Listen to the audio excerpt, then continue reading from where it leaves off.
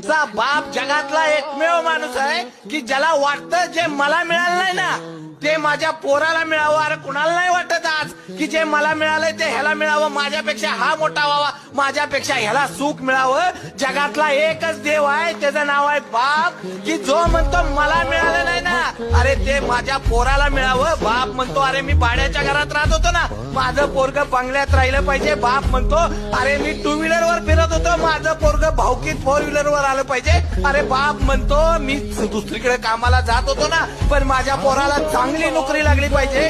बाप सांगतो अरे मी संकटात अडचणीत दिवस काढले, माझ्या पोराला सुख मिळावं एवढ्यासाठी बाप रात्रीचा दिवस करतो.